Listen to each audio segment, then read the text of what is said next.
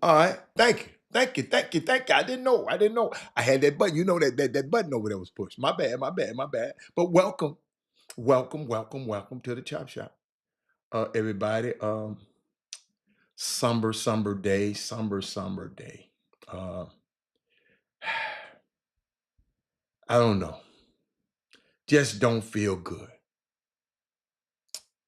Uh, about what happened last night. I want to hear from you. I want to hear from y'all. Somber day. Somber. I'm sorry. That's me messing with playing around. Trying to share the show. I'm sharing the show now. Before I come on. Um, ladies and gentlemen, I want to hear from y'all today. Y'all got to talk me off a ledge. Thank you, Thaddeus Moody, for letting me know I was muted. Uh, I'm gonna write down some stuff, and when I see some stuff, I want to share. Awesome Chop Shop show is legendary. Hey Smith, man, you the man. You the man. Let me see that anybody said something. What's up, Daryl Anderson? What's up, Jeremy Davis? What's up, that is Moody? Big Coach, Brandon Wheatfall, all of y'all. Brad Kimball, all of y'all. Y'all tell me what happened. It's still Goku's legendary team. Absolutely. Kurt gave me the black power of fist. Okay. Game was great. Congratulations to Houston and Florida, legendary matchup. Uh, you know, y'all are so positive. I needed that this morning. I did. I did. Oh Rob, Rob needed it this morning.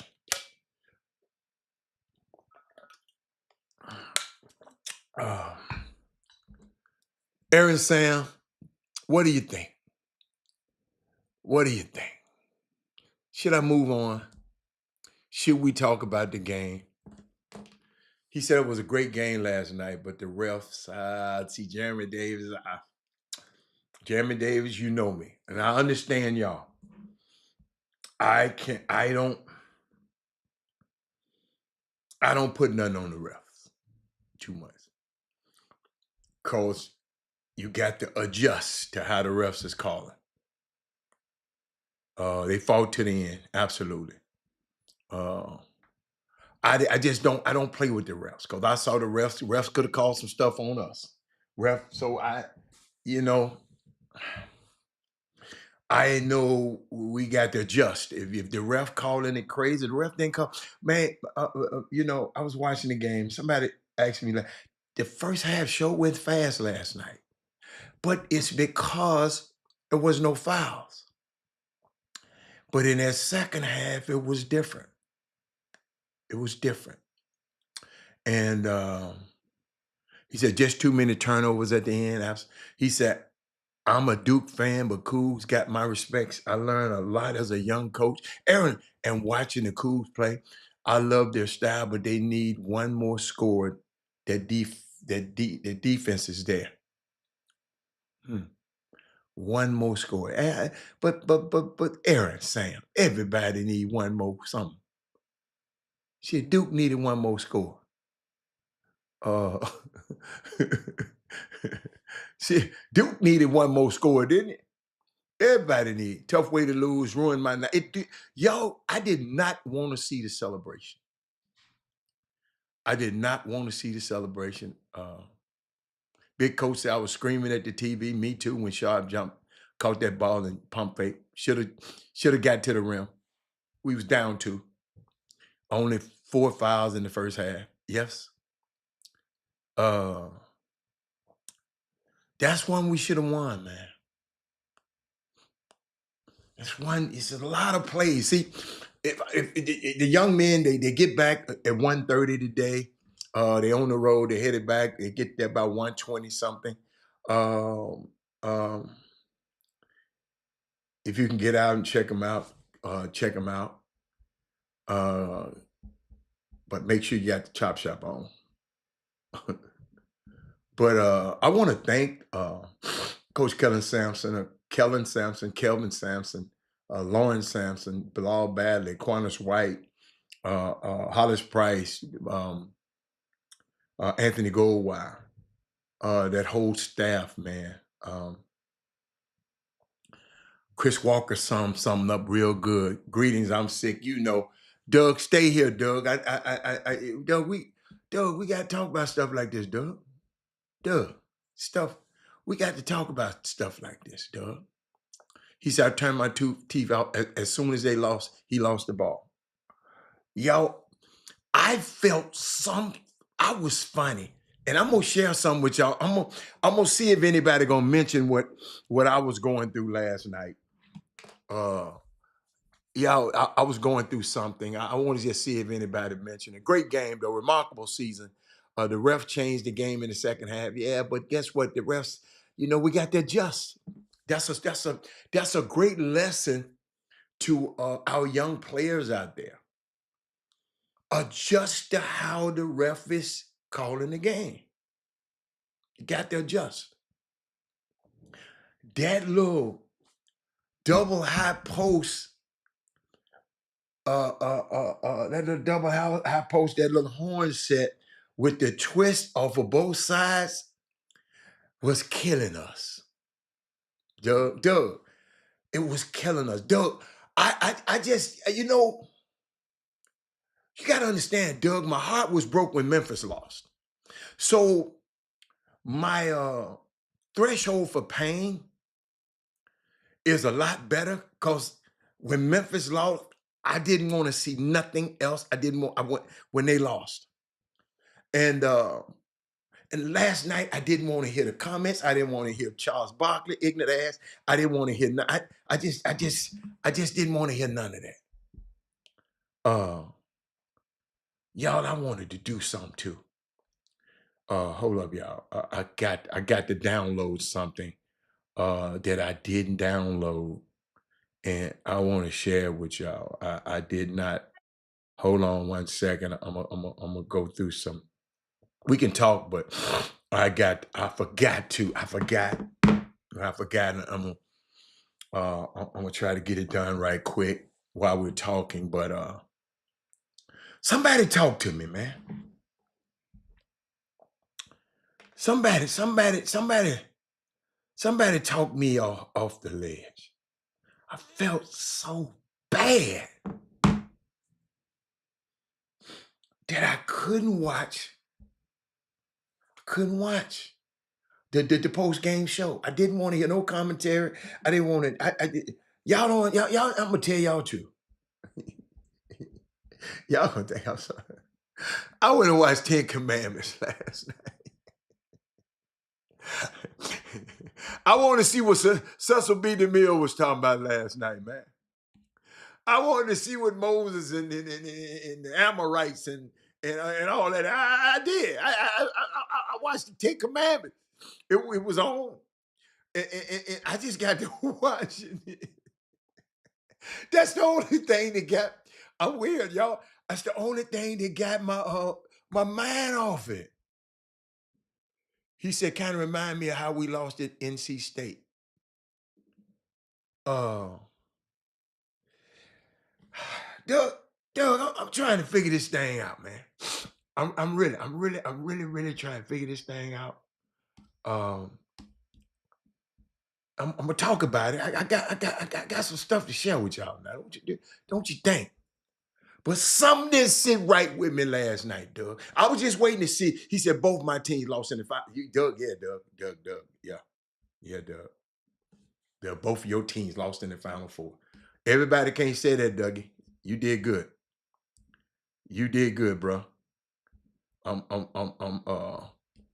But let me label this video because I'm gonna talk about it shortly. Share the show, y'all, because this kind of be, man,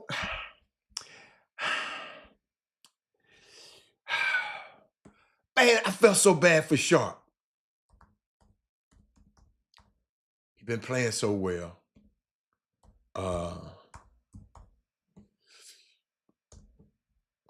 He's been playing so well. Robert Hatter, I thought you walking in the crowd. I thought you walking in a crowd, Florida Gators. Uh, I don't know what you mean. You thought you saw me? No, I wouldn't have been walking with them. I'm gonna tell you why. I was just waiting to hear how y'all felt, and I want that I'm telling you, that horn set, God, that horn set they was winning, man. This was killer. Malik played a really good game off the bench. Yes, he did. Hey, Wanda, I asked about you yesterday, girl. I was banking on them third ward boys to beat the alligator skin. As for Uncle Charles Barkley, I drank some NyQuil and went to bed. Sidebar, check your email. I got your email. I got it. I just ain't read all of it, girl. You doing so much stuff. I got to read. He said, the Cougs will be just fine. They will be back in the title game next year. I don't know. Johnny Arnett, I was hurt, man. I was really. When Memphis lost, I was sick. When U of H lost last night, I was hurt. He said, I usually watch One Shining Moment, and I didn't. Y'all, I turn it and start watching 10 Commandments. I'm telling you. I wanted to see the lady pull, the Pharaoh's daughter pull the baby out of the Nile. I did. But let me tell y'all something. Chris Walker said something last night. He said a team who is the best defensive team in the country did not get it done on the offensive end. He said Houston's offensive possessions down the stretch were pedestrian. I agree. I agree. They was too bunched up together. Doug, I saw your tweet talking about people saying people can't coach. But Doug, if that would have happened to any other coach, they would have said that.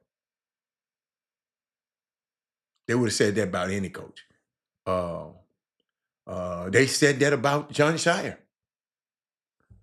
He couldn't coach. Y'all gotta understand, man. It's those the moments, man. Those the moments that make me as a player go back and say,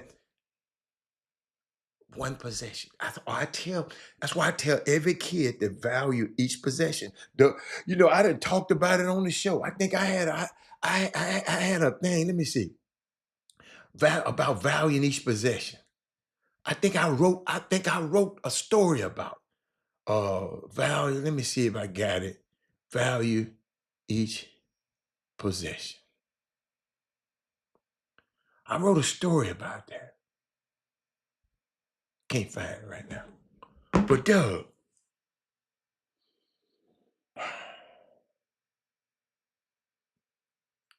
before I go, well, last night will almost definitely be the last major college basketball game when players are not being directly paid from the schools. Collective and all that stuff gonna be out the way.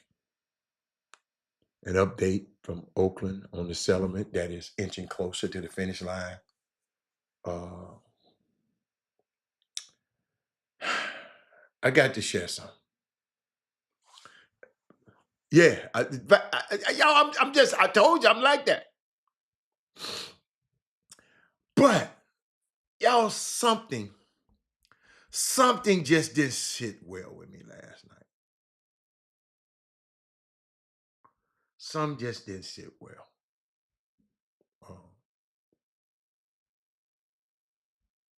Um,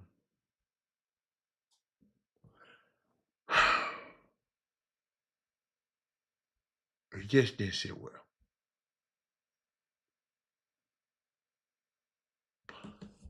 Florida is the first team in the modern era to win a national championship without a top 100 recruit on the roster. But there's a part of this championship, Doug, Doug, I want you to think about this. Man, we need to share this show because I'm finna give you something. I don't know. I haven't got chance to watch no shows this morning, y'all. I was doing some stuff this morning. I just got it. I just got into the studio a second ago, right before the show started. So I haven't had a chance. No, I'm not thinking hard on it, Paul. I'm just trying to figure out how I'm gonna say it. Uh, there is one part of this championship that's being overlooked. And I'm thinking, ain't nobody talking about it. Let's talk about it, Hal. My therapy session from 12 to 2. Let's talk. Johnny Arnett, the Todd Golden thing. Todd Golden is the coach who won last night. The Title IX allegations against him that were dropped, they didn't talk about it on TV last night at all.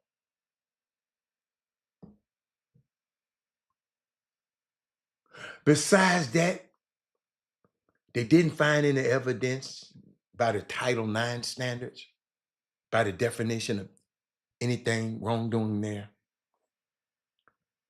But there's evidence of questionable behavior by Todd Golden. Did anybody hear it last night? Every time Emmy Doka come on the screen, they talk about what happened up there.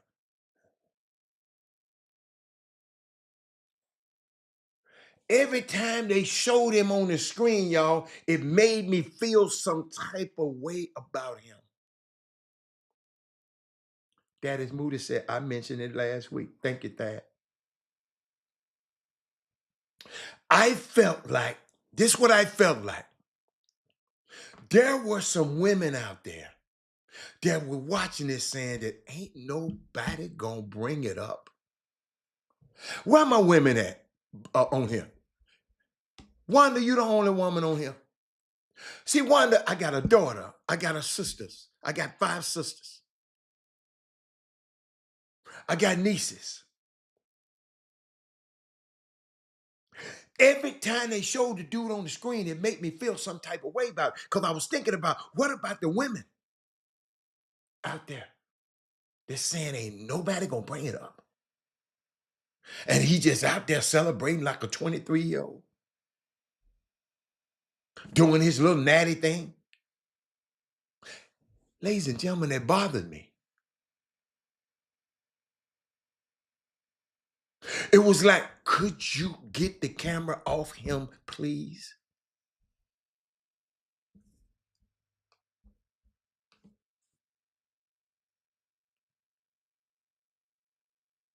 Just to give it some context, in case people don't know what I'm talking about.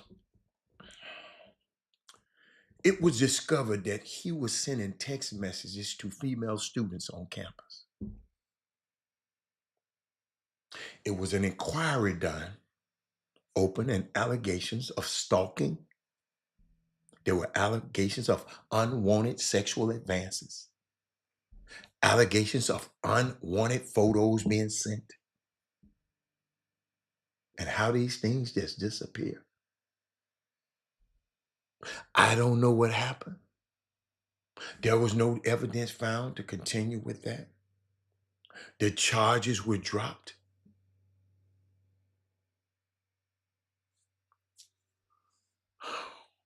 That don't mean nothing. Did nothing happen.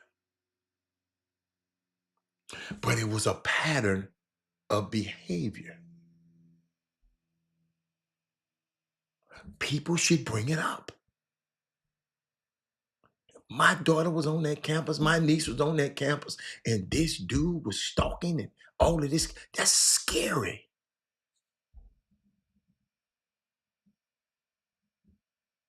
Because after the allegations were made, Todd Golden, through his attorney, threatened defamation lawsuits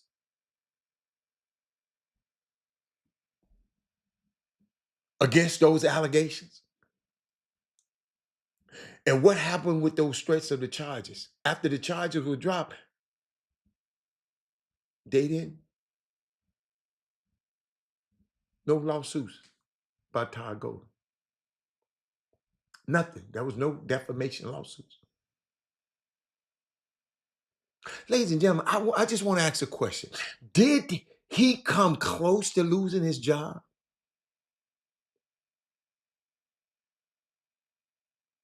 He didn't miss a game. And a dude on his staff, the assistant coach, Torian Green, the point guard from one of those championship teams with Billy Donovan, who is not assistant coach on this particular team. And there's still an active case against him for sexual advances that were unwanted.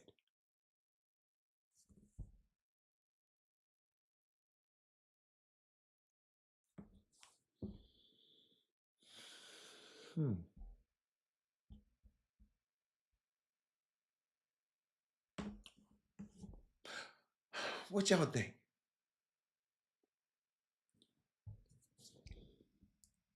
I know y'all be saying, damn, Robert, I was just watching the game. I wasn't even paying attention to that. Y'all, I do. I'm sorry. Got a daughter, y'all. I got sisters, Paul. I want to bring up something that y'all should be talking about. If this would have been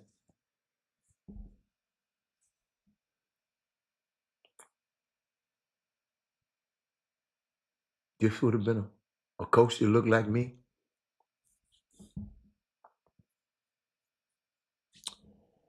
and then we got these clown behavior people like Charles Barkley. Somebody explain to me what's going on with him. Y'all, I'm just talking about the behavior.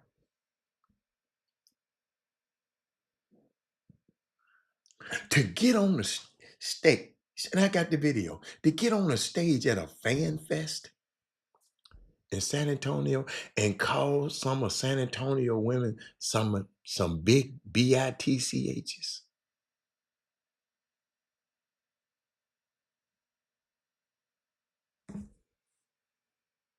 He was allegedly under the influence of something. San Antonio, y'all got some big B's up here.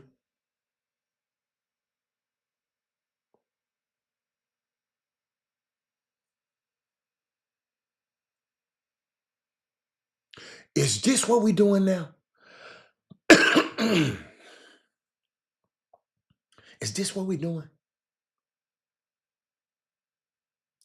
That's not funny.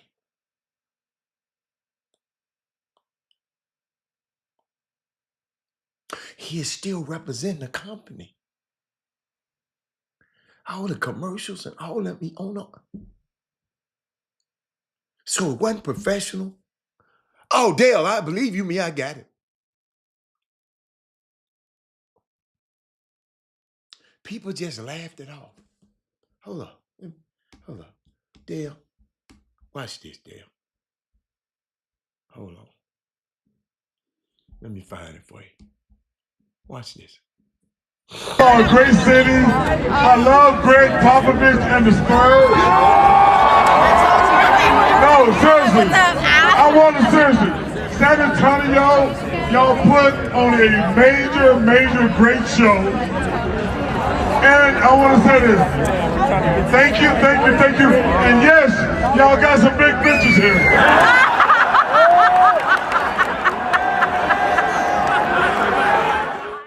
That wasn't funny to me, man.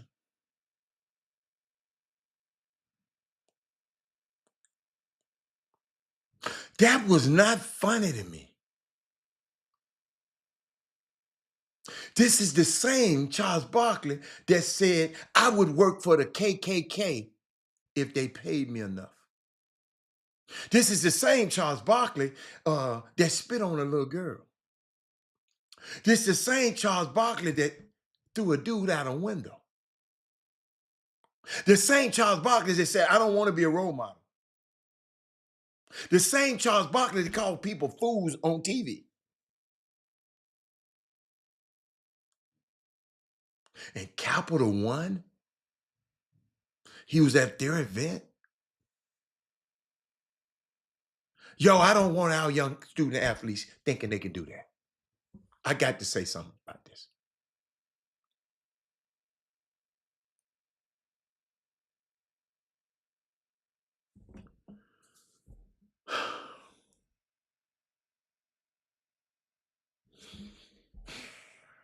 Y'all, we accept anything from these athletes.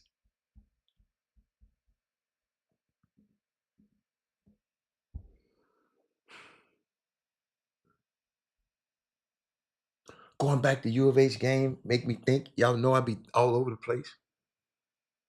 Since that Florida got that technical foul, Houston had 11 fouls to Florida's 1 foul. I ain't talking about the refs. I'm talking about we should adjust it.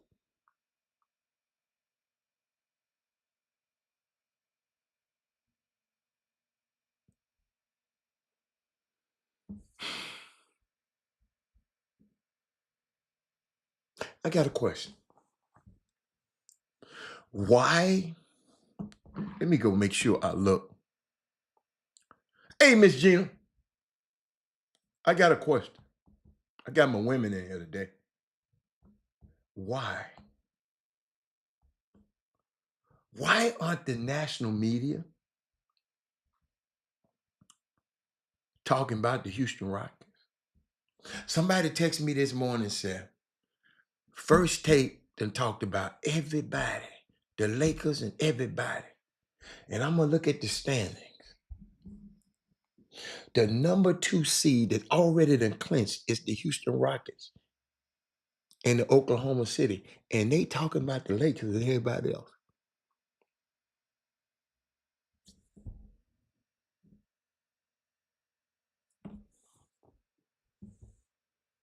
I got another thing. Did anybody see the South Carolina and UConn game?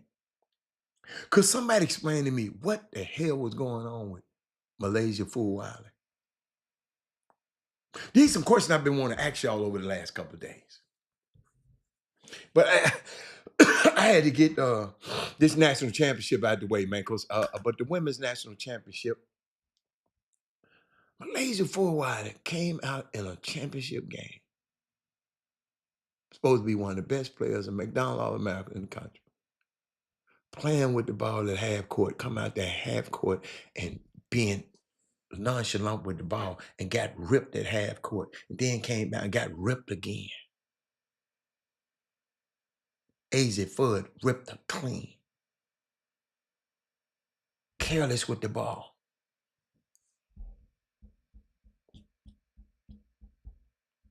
Y'all talk to me, Gary Carter, Barry McDonald, Patrick Henry, Shadow Show. What was wrong with Malaysia for a while at that game? She definitely didn't come to play basketball. And Don set her on that bench. Then she want to cry at the end of the game. You didn't come out there, attack. She came out there. Y'all, somebody got to go see it. Y'all, hold on.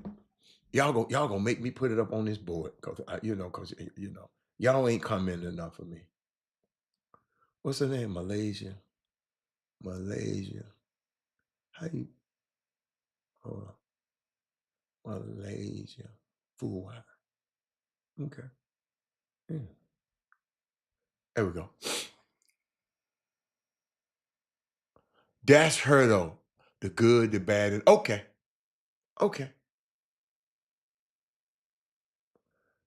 Man, I don't know about y'all. You're a point guard. You can't let nobody rip you out there midcourt by yourself right there. I can't find a video on it. They must be they protecting her. That's good. 'Cause if I'm gonna put it up on that screen on. And the reason I do, baby, you get all the the money. You get all this. See, y'all don't understand it's a new day. she had a pattern of that type of play all season. Thank y'all. Thank you. Because I haven't seen her play like that. Just like AZ Fudd ain't played in 728 days.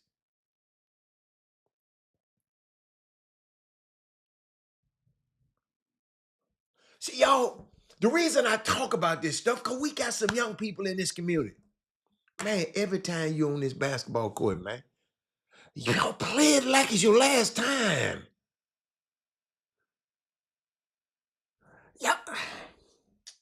Y'all too cool. Too cool for me. Let me keep going. Well, I got topic after topic I've been saving for y'all. And then, I ain't gonna even talk about it. Because they talking about, somebody gonna come and tell me, the secret to Florida's title run was a man most people don't know. Talking about the analytics, dude. What analytics had to do with them winning that damn game last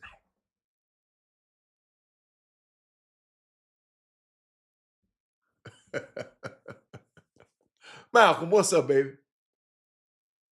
They said the analytics dude.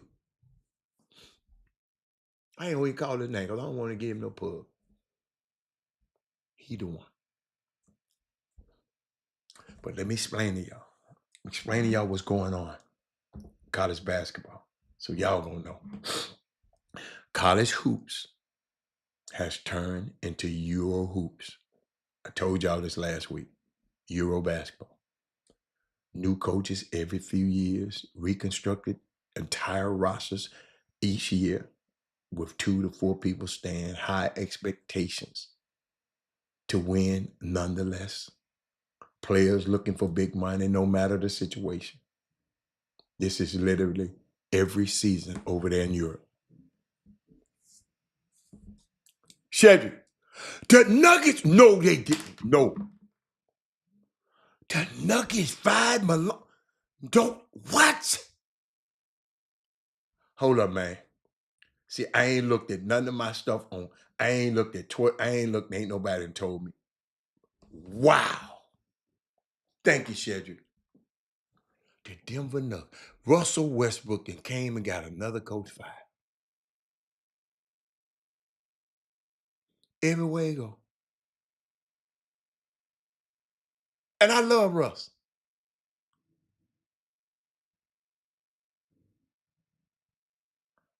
They fired this man. Hold up, y'all. What place they in? Hold up, man. They fired the man. Hold up, y'all. This NBA is fantastic. Hold on, y'all. Hold on.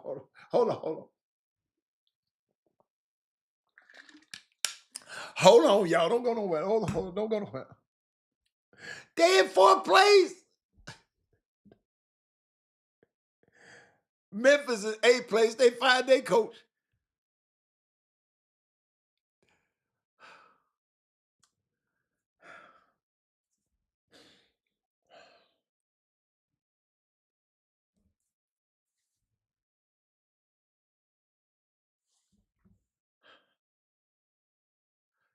Man.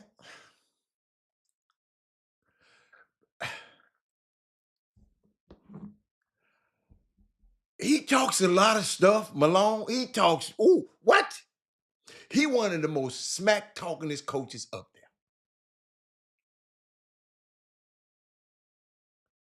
Johnny Arnett. That is Moody. They done fired my man. I like him too. I guess he didn't have the complexion for protection.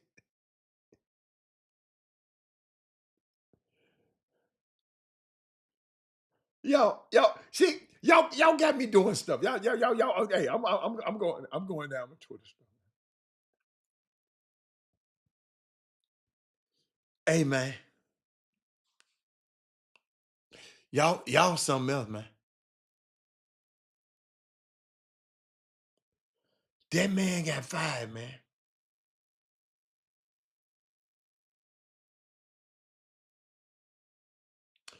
Man, thank you. Who gave me that? Chevy, thank you, baby. Chevy, but what I was trying to tell y'all, college hoops is changed, man. It ain't the same no more. Just letting y'all know.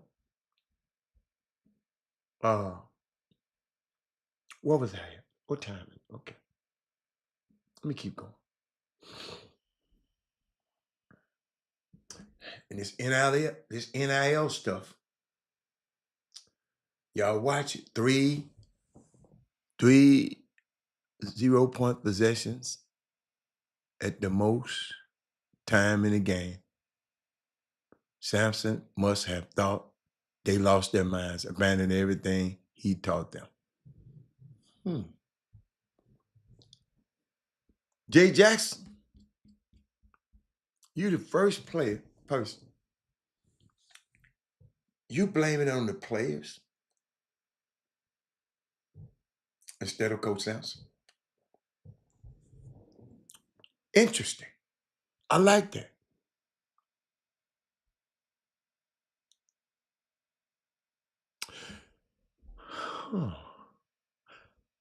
Three 0-point possessions at the most time at the most important time in the game.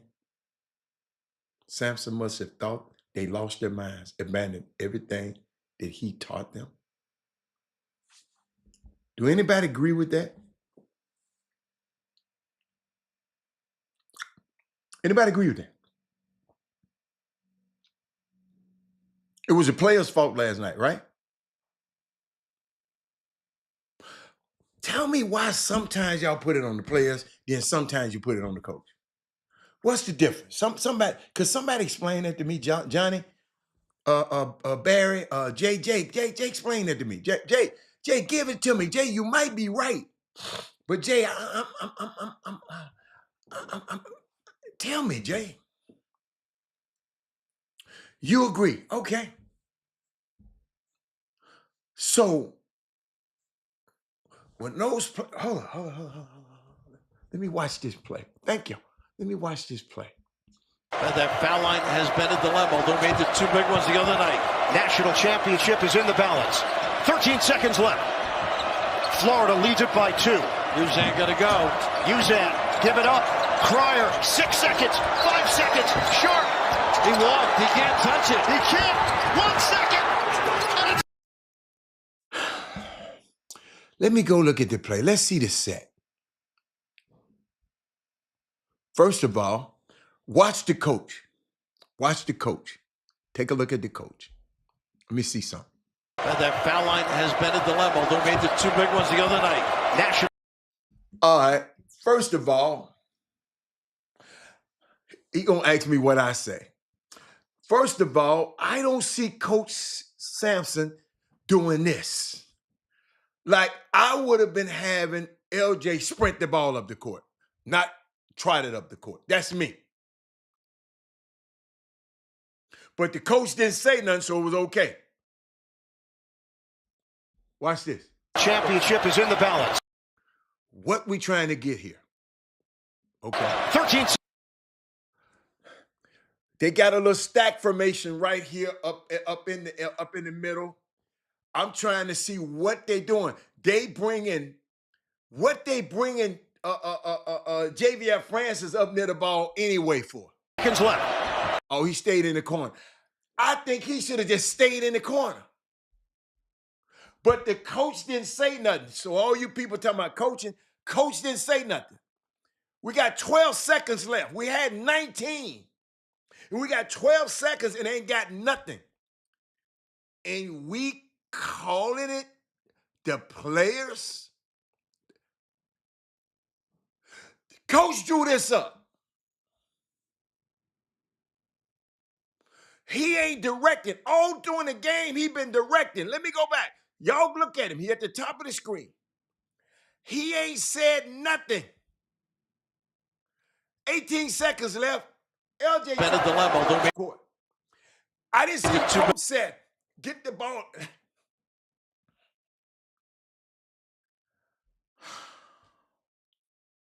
Was the other night. National championship is in the balance. 13 seconds. What they running? Ain't nobody moving. Crier baseline drive, the other guard dribbled into the double. Oh, absolutely. That was a bad play. That was a bad play. It was a bad play. It's a bad play. But he made some great plays too. It's a bad play. That was a bad play. I'm glad you brought that up. But watch this. Florida. Listen to me, ladies and gentlemen. Let me tell y'all something about Robert Hatter. When in doubt in basketball, when in doubt, tell your kids this the next time you, AAU coaches, when in doubt, spread out. Yo, you got 4 damn players in the same damn spot. Who called that play?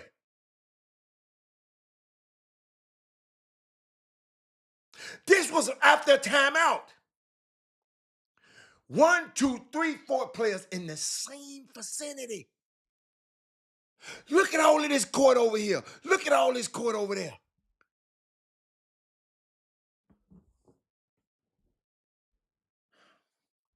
Watch it. Leads it by 2. Look how bunched that is over there.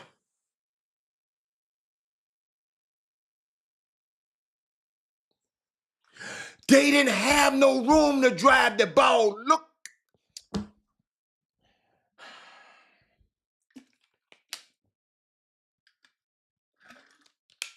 I need somebody to see this. That's why I'm slowing it down. Oh, they fired Calvin Booth too. Yep. Look. Where he gonna drive the ball to? Because he headed toward the baseline right there. That's another defender. All this guy got to do this on JVF Francis, jump out, and then he gonna step out of bounds. Whose job is it to have these guys stretched out? Now I'm just trying to look at Manny Shop.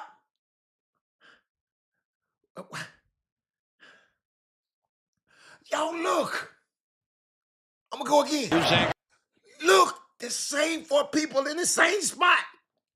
Ain't nobody on this. Let me point to the court. Watch this. Let me go over here. Wait. Ain't nobody right here. Why ain't nobody right here? Nobody. Nobody. All this room.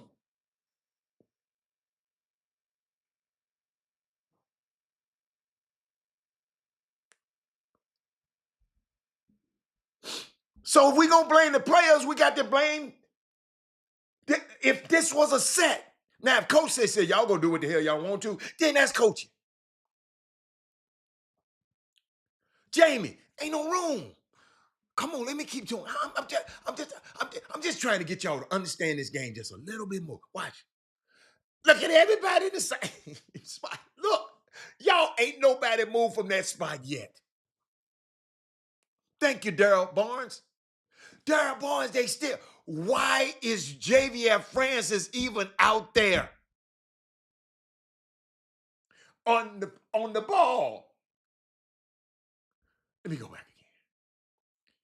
Let me go back again. Watch. Let me go. 6. Okay. Okay. Oh, he was a shield. Okay, I got you. He was a shield. My bad. He was a shield. Okay. 5 seconds.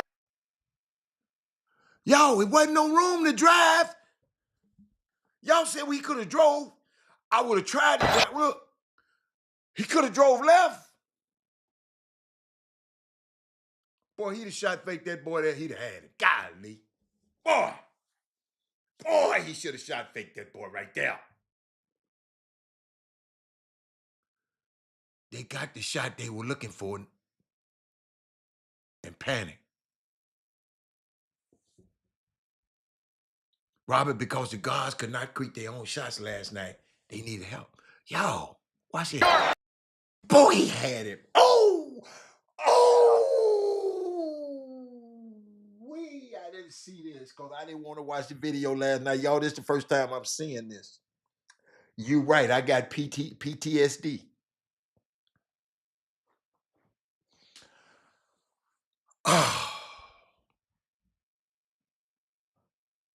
You know, that's the side of the court that ain't nobody been on all possession. It was wide open. He just didn't read it. That's all. I see why he. God. So I guess the play did work. We just didn't execute it right. But I'm just funny, y'all. I'm finna spread that thing out. When in doubt, spread out. Just too much confusion in there. Look at that. Look at all that room, man. Look at all that. Look at all that real estate right there.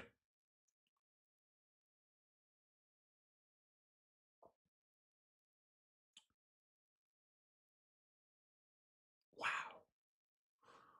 Wow. Man, man had 3 seconds to get to the rim. Y'all, I don't even want to watch that no more. I'm sorry, y'all. I can't watch it no more. I don't want to watch it no more. See, I didn't watch the game again last night. That's the first time I'm seeing that whole play. And since somebody brought it up talking about coaching, that's when I started talking about it.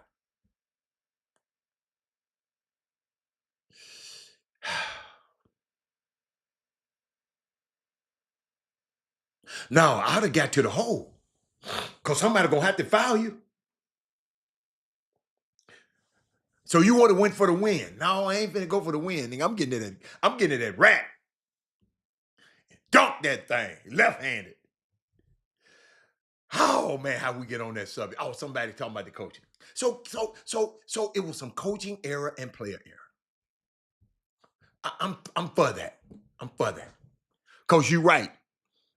Somebody said my man L that played before L went to the hole. He shouldn't have just went in there. It was cloudy. He should have pulled that thing back out. He shouldn't have went in there. Coach and GM Westbrook got him fired. Absolutely. Sharp mind was made up that he was pulling. Yeah, I'm sure he had a time machine. Yes, that's why Sharp sat on the floor for so long. Yeah, LJ and Sharp didn't get enough easy looks. Point guard has to be able to break down the D. That's a good point, Derek Daniels. Derek Daniels, that's a good point. What's his name? Uzain just didn't have a great. He didn't have a great Final Four.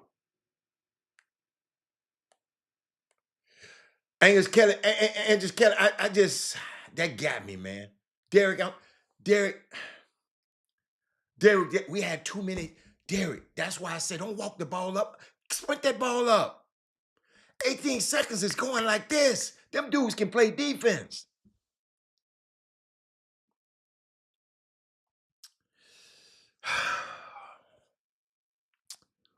I'd rather see Cooper Flag dribble off his foot or slip with. Yeah, I wanted LJ to get an attempt. You're right. I did too. I did. That was his moment. He had the ball. He could have just said, man,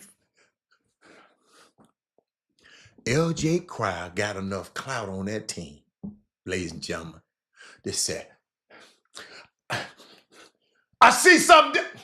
Speed that ball up court and get to that left side because wasn't nobody over there. He got the clout to do it.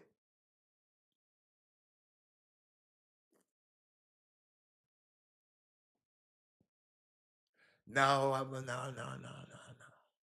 Why did we stop going inside? Roberts felt bad for coaching. LJ 1-4 flat. Thank you.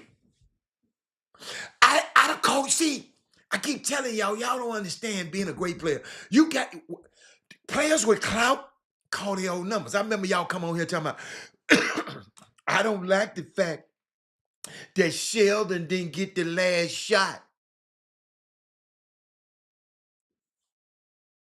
Sheldon didn't break to the ball hard enough.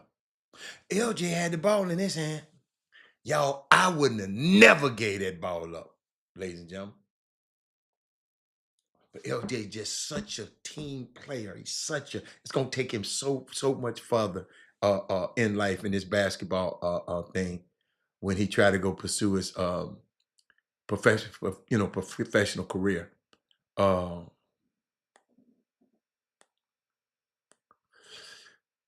I mean, y'all coaching over here, and ain't now one of y'all ever coached a college team, a high school team, or nothing. But y'all coaching y'all ass off over here.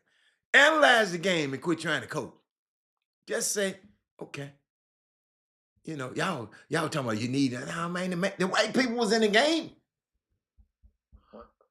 Y'all, we could have had Kevin Durant and them in the game. Hold up. With this stuff they did. And that foul line has been a dilemma. They made the two big ones the other night.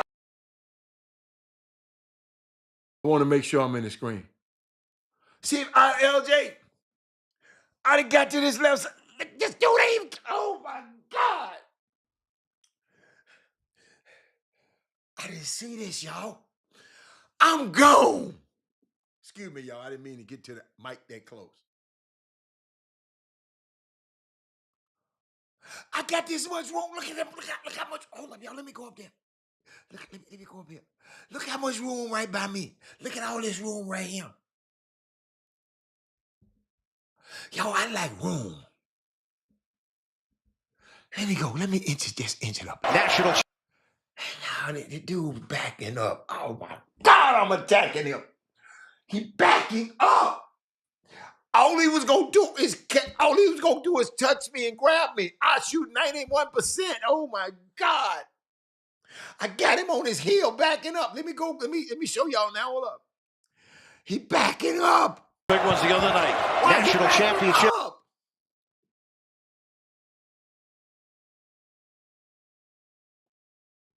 I know it. I'm sorry, Kevin Freeman. I didn't mean to do this. And one that told me not to do it. Now I'm the dude back. Don't y'all know I've been taught all my life if a defender backing up, go at his behind. Because he can't back up and come up at me at the same time. He can't come at me and back.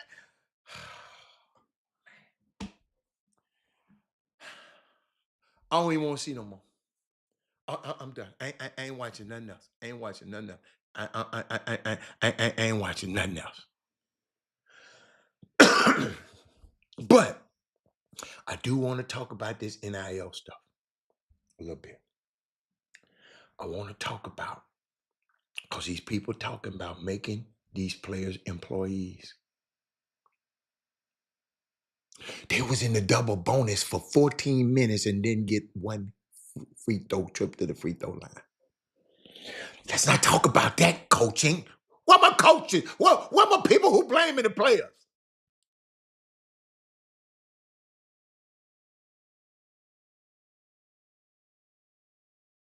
There wasn't no great play on their end. It was a bad play on our end. Spacing was too crowded. I'm trying to tell you. Shit, we helped them play defense. Everybody right there. No closeouts. No spacing. When somebody backpedaling, I'm going to make his ass backpedal some more. I bet you that. But back to this. They was talking about letting the players unionize. Y'all got to understand, y'all in summer basketball, y'all kids going to be going to college. Players going to be going to college. This stuff going to affect them. I'm just giving you something. What they talking about. They're going to have to negotiate a collective bargaining agreement between the players in the schools, in the NCAA or the schools. They're going to have contracts that include buyouts. I'm good at the buyouts too. We are headed there anyway. Why not just skip to the ending? We're going to be headed there.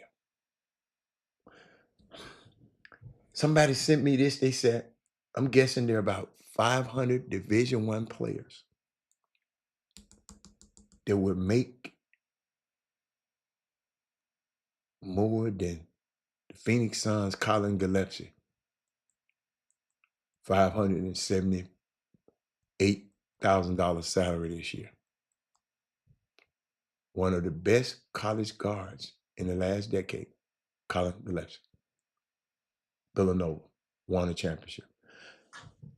This fact all alone is indicated of a broken system, somebody sent me, that won't sustain itself long term.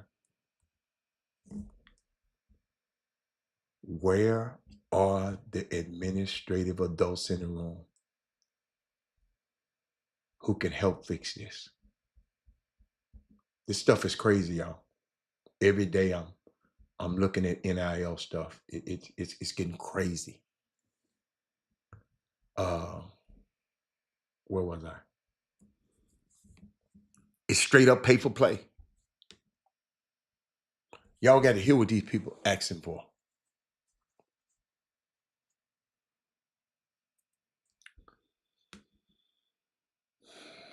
It's not NIL, not name, image, and likeness. NIL, ladies and gentlemen, was for players to be able to capitalize on their name, image, and likeness because you couldn't use your name, image, and your likeness and benefit from it. Like if I was a basketball player and I tried to do something and somebody want to pay me for it, I couldn't do it. One of the boys said, let's not overlook this tomfoolery. This is where we've gotten. What is you talking about? I can't. Wanda, I can't go to that, Wanda, and open it up. I don't know what you're talking about. I don't know what you're talking about. You gave us a whole code. I'm not good at coding. Tell us what the tomfoolery is. I can't. Let me see. Let me see, can I find it? I can't go to that link because I'm not on Facebook with you right now. I'm on a whole nother feed. Let me see, can I find you? Will somebody download that and tell me what Wanda talking about? Because I don't know what she talking about. Wanda, I don't know what you're talking about, baby girl. I don't. I really don't. But I'm gonna keep going. Tell us what the article talking about. What's up, Michael Lindsay?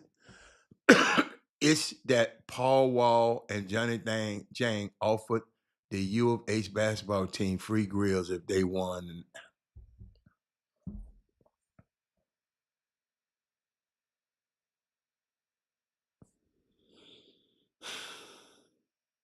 I'm glad you didn't show me that. Wanda, I'm glad. Wanda, don't waste my time with that.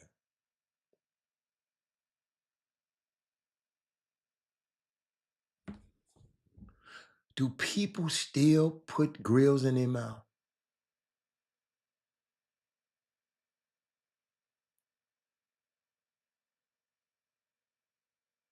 Do people? Let me leave it alone. Let me get back to let me get back to this. I was talking about this NIL, and I was trying to explain it to y'all. It's now pro sports these kids are doing now. Y'all, they got 4 or 5 different people calling the same school offering stuff.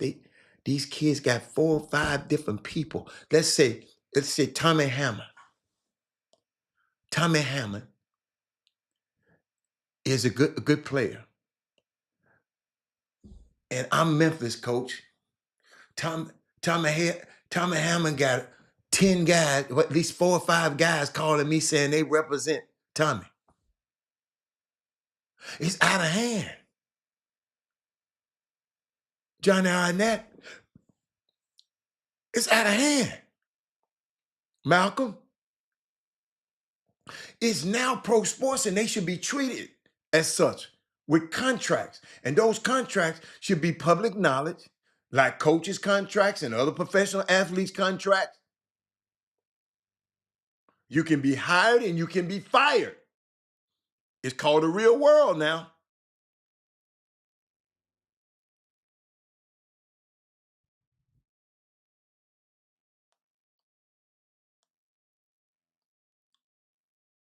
That's one gift nobody can give me. A grill. Player, do something else with that. Don't give me that. Do something else with that.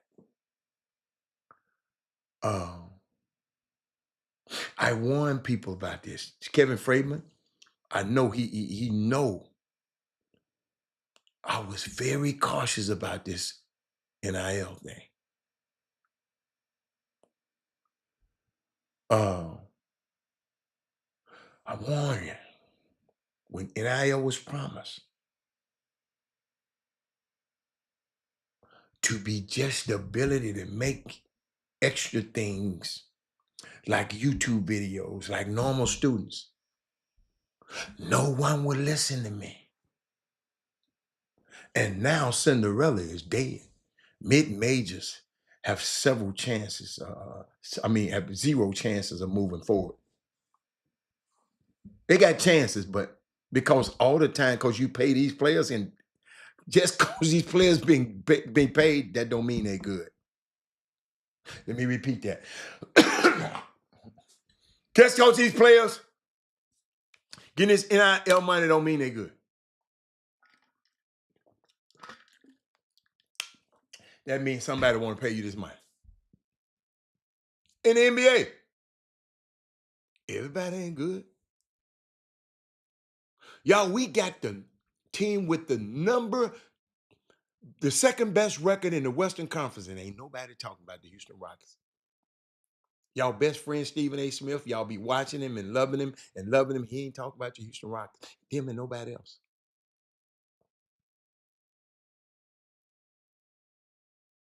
Bill Self said it, the silent part out loud.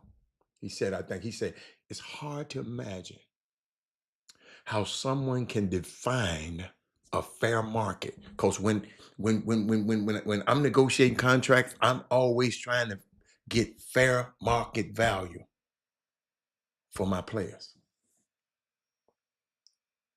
But it's hard to imagine how someone can define fair market value, because to me, Bill Self said, the fair market value is what a company or an organization sees that individual's worth as. So how in the hell I don't see you as no $2 million player, but that's what you call and asking me for.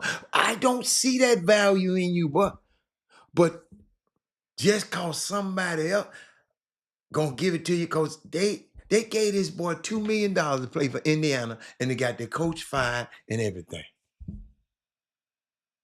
They should have left him at Gonzaga. No. He went from Gonzaga to Arizona. They should have left his big Cyrad, big 7-foot Cyrad, big sad. Got Mike Woodson fired.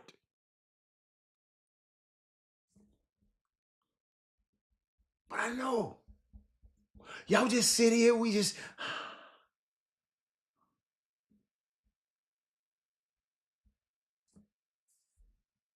Rick Pitino makes a compelling plea to the NCAA to change the rule about having just 4 hours a week of off-season work with the coaches.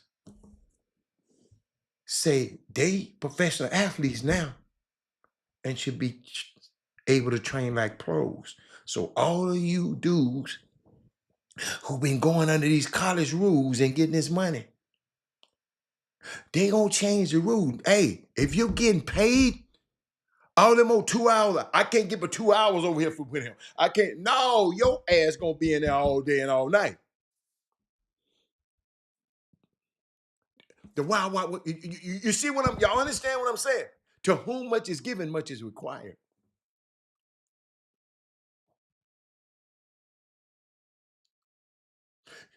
And did anybody ever think about that? Trey Phillips, did you ever think about that? Malcolm Hall, did you ever think about that?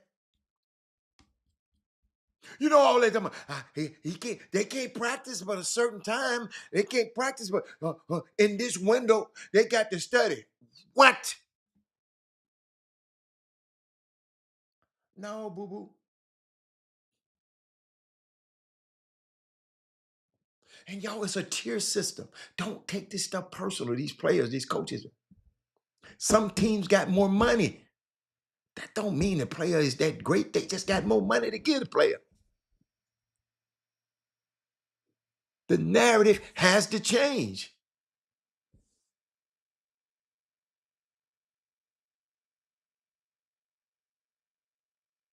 It's like an NBA team now. You got to manage the money.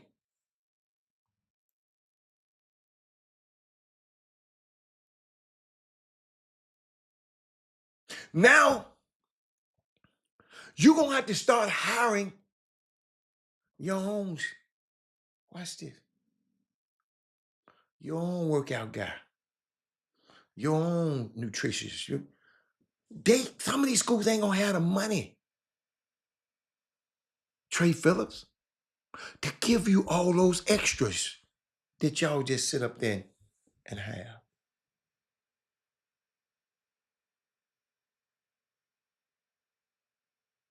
Y'all ain't thought about that, hey? All of that extra stuff, they paying people to do this for you. No, you want to start hiring your own damn people. You're a professional athlete now.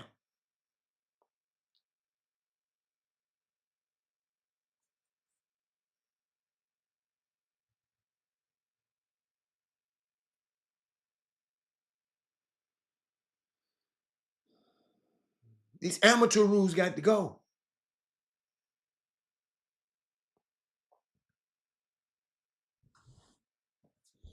I see ain't nobody saying nothing. I know I done touched them. I done touched them. Boy, I love this. I love this stuff, man. This show is therapeutic to me. But y'all, I'm gonna change the subject right quick and I'm gonna get back to sports. I don't want to get off this show. I know I hit y'all with some stuff just then. I talked to a Power 5 conference program. I said, man, we ain't gonna have the money to do the other stuff that we do for.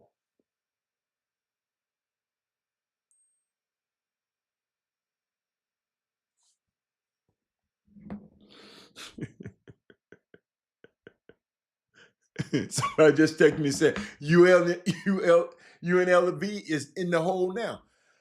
I'm telling y'all.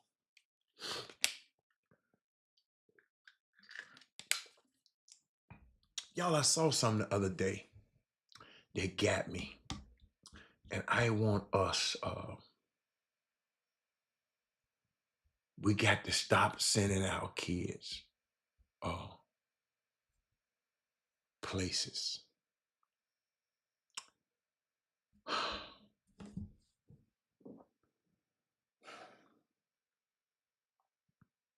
When I think about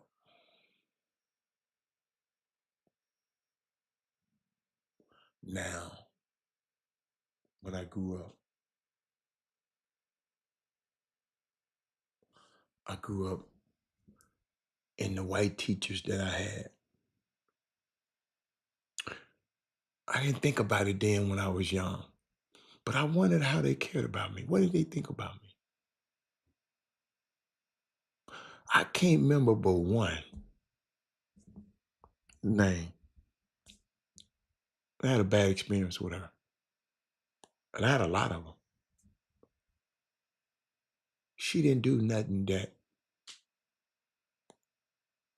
make me say. Matter of fact, none of my damn teachers make me say.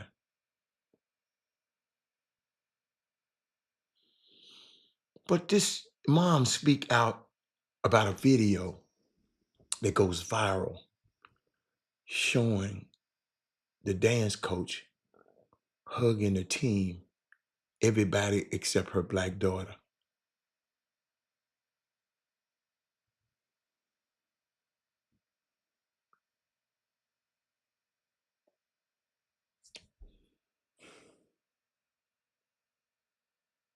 It's the same kick in the gut every time I watch it.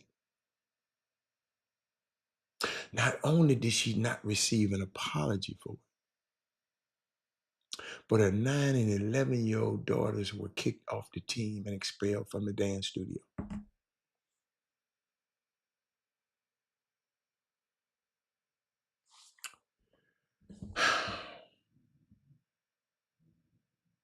Melissa Brillia said her daughter asked her, I did all my moves right, Mommy, and I smiled the whole time, but she hugged everybody except me.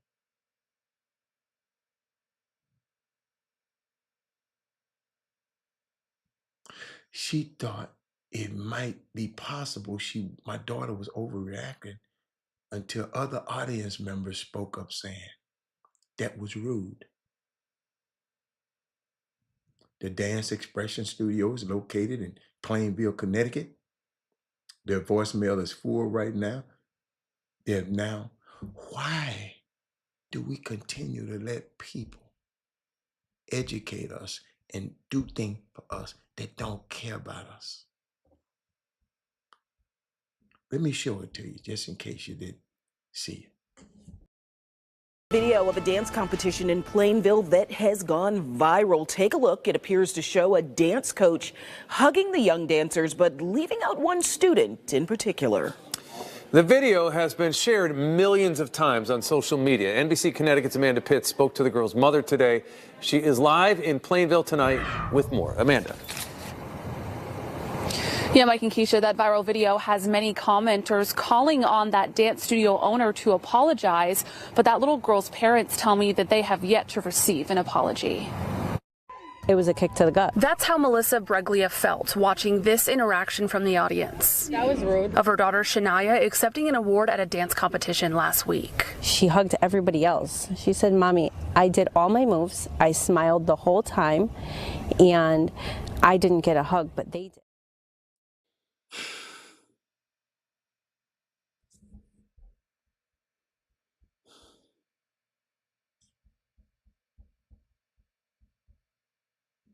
I'm quiet because I don't know what to say.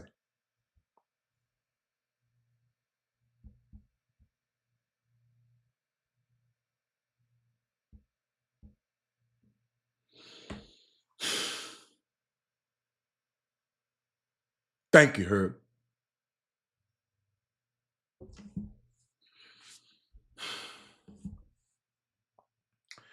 And y'all,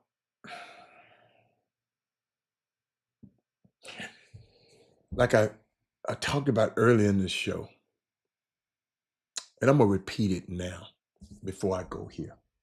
I'm going to repeat it. Because sometimes faith comes by hearing and hearing the word. Got to hear it more than once.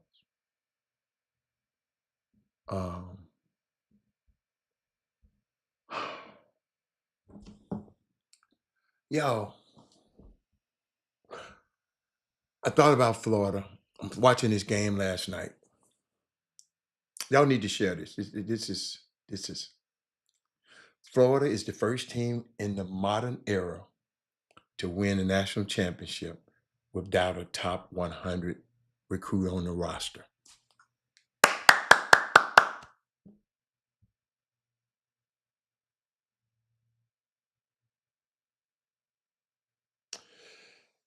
There's one part of this championship that's being overlooked to me.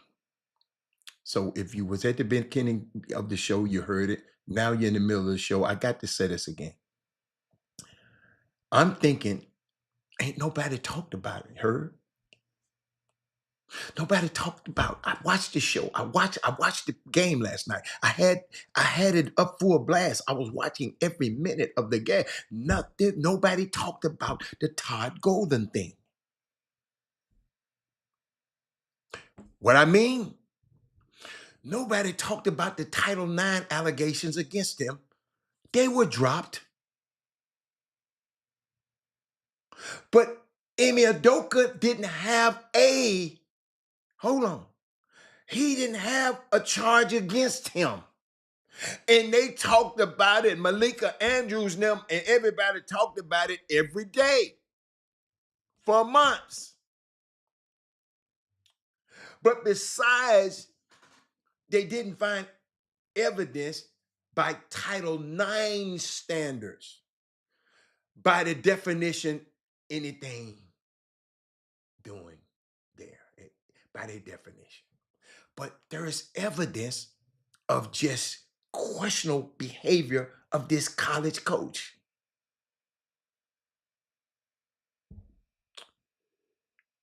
Shaniqua, I'm talking about Todd Golden. I couldn't watch the game. I couldn't cheer for Florida last night. I told y'all a little bit about it last year. I just couldn't cheer for them. And I'm gonna elaborate.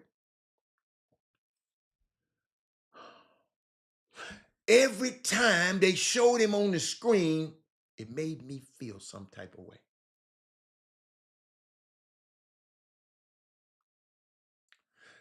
I felt like there were women out there who he had, whatever he did to them, out there saying, ain't nobody gonna bring it up.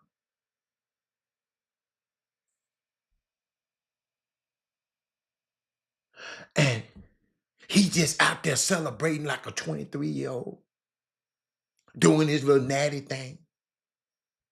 That bothered me last night. I was already hurt about U of H. I wanted U of H to beat the brakes off them. It was like, could you get the camera off him, please?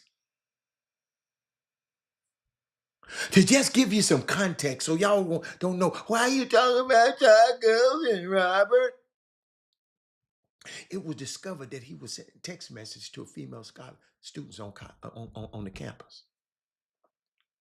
It was an inquiry open with allegations of stalking these young girls. You're the big bad coach on campus, your authority, and you stalking these young girls.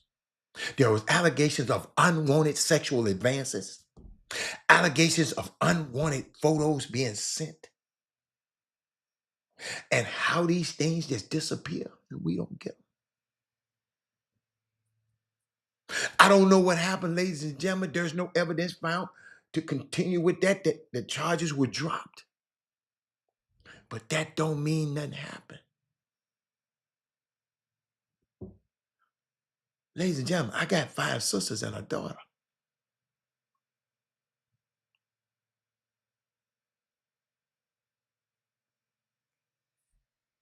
But he's still coaching and about to get a raise.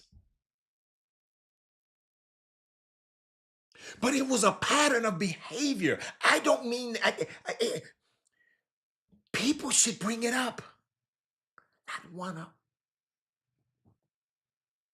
Grant Hill with his whatever. Nobody brought it up. Yeah, Denver Nuggets coach and the GM got fired. Absolutely. Eric, we talked about that an hour ago. But thank you for bringing it up. Appreciate you, big guy. Because after the allegations, y'all, Todd Golden through his attorney threatened defamation lawsuits against those allegations. I'm defamation. What happened to the threats? After the charges were dropped, nothing. There was no defamation suit. Because after the charges dropped, you still can. I got a question. Did he come close to losing his job? He didn't even miss a game. I said that, Sterling Creek. I can't say it, but Sterling Creek said it. Sterling Creek said it. Got my girl Wanda Bolden. Got my girl Wanda Bolden. Yo, hold on now. He didn't miss a game.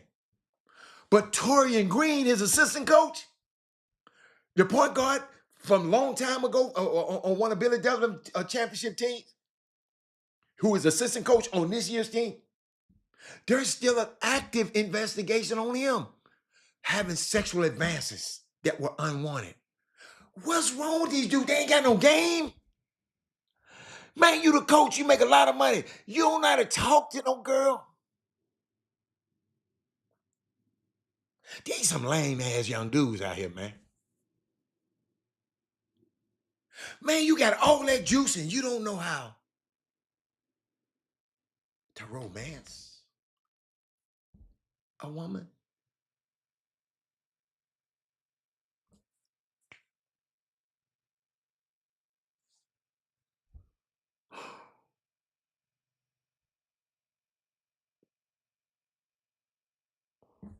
Ladies and gentlemen, brought this up yesterday. Shanika wasn't here. Shanika, I'm going to tell you why I'm so sensitive about this. Shanika, I'm finna blow this picture up so y'all can see it. Okay. I talked about this yesterday. Shanika, those are the same guys. This was, at the top, it was back in 2014. At the bottom, these same guys showed up at the Final Four, and they took this pick.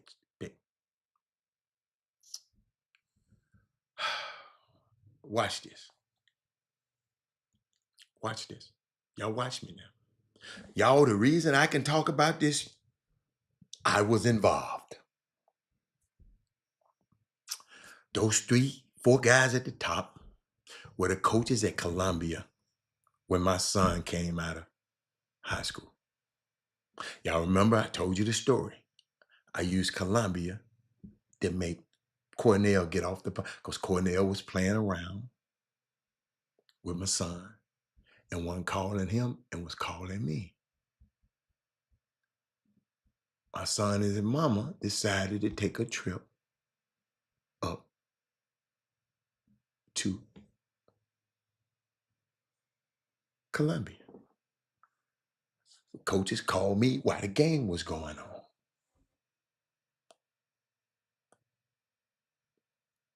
Right? Watch this, Wanda. Wanda, this is personal. Wanda, these are the 3-4 guys that recruited. The black guy in the middle is Carlin Harmon. My son liked him. He went up there. I didn't go. They should have knew something. If I didn't go, they should have knew he wasn't coming there. My son didn't like him. He didn't like the team. He didn't like him. But Cornell, when they found out, I had my son and his mom go up there on the night Cornell was playing against Columbia. So Robert and the mom walk in the gym and sit behind the Columbia bench. The college, the head coach, the associate head coach called me, said, Robert, tell him don't do nothing, don't do that, don't do that, don't say nothing, don't say nothing. Yeah, Aaron Wolf, don't say nothing, don't, give me a chance, give me a chance. I said, look here, player, let me tell you something. You better call him. Because you ain't been calling. I know what you was doing. You was trying to wait on the boy Jordan McLaughlin. And he chose USC on your ass. You was trying to wait on him. You was trying to wait on him, trying to wait Rob and stop calling Rob. So guess what? I said, no, we go to Columbia. We went up there. I didn't want my son to go to Columbia because he's in New York City. My son don't need to be in New York City at all. That's where he lives right now. So I'm sitting here watching these guys right here. Ladies and gentlemen, it's 2025. Each and every one of these dudes got a head coach position now, except the black one.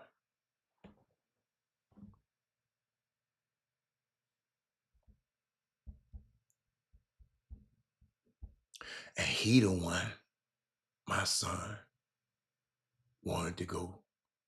That's the one he wanted to go. That's why he wanted to go there, because of that guy.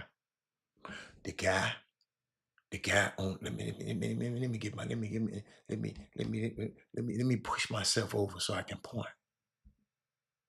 Hold up. Damn, I done took myself out the screen. Get back up there, boy.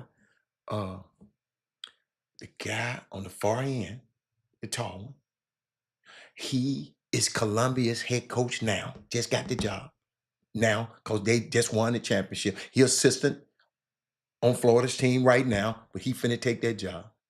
The guy next to him was the head coach at Columbia when they wanted my son. Now he's the head coach at Stanford. That's the little weasel. I mean, the little guy who up above me right there. That's the one who is the head coach at Florida. All these guys on Florida now. And this guy here just got a job for Fordham at Fordham. He's the new coach at Fordham. All these got a job. Every last one of them got a head coaching job now. From back then, up there. Wait a minute. There. All of them got a check. Except Carla.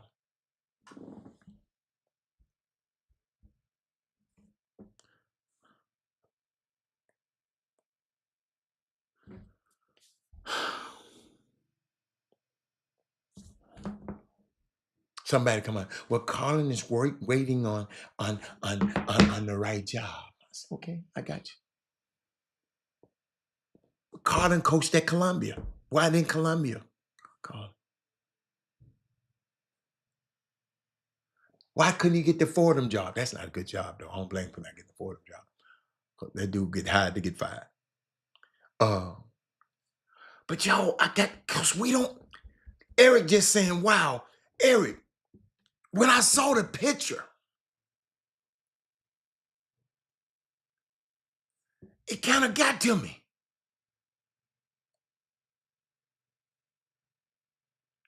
Because I said, that man can coach. That man been everywhere. Now he's a national champion. Got that on his belt. He could have coached that Florida team.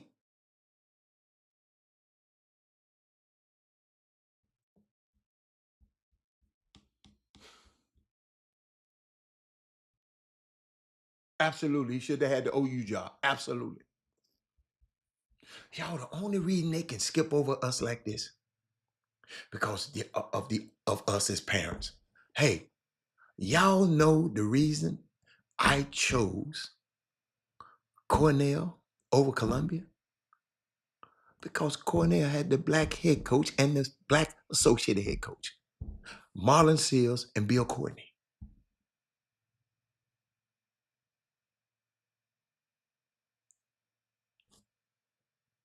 I had the power to choose where I want my son to go.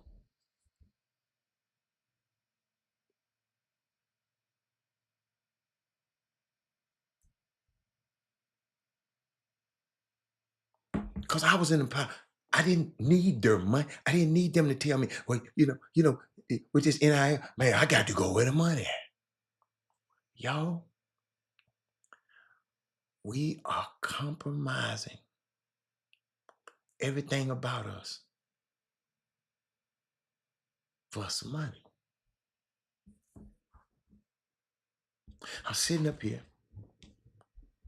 thinking about this Bruce Pearl dude. Sitting up and thought about it. I was sitting there.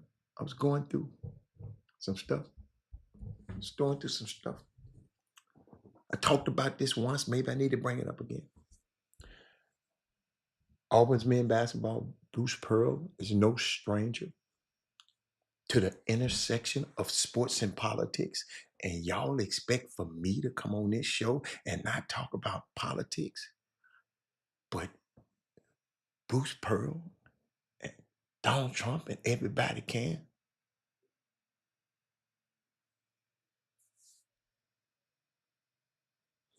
One looked at his Twitter feed, and it's easy to see that's exactly an unabashed supporter of not sticking to sports. And based on the context he feels on his feed and the stuff that he feels on his feed, he's an ardent conservative and supporter of Trump.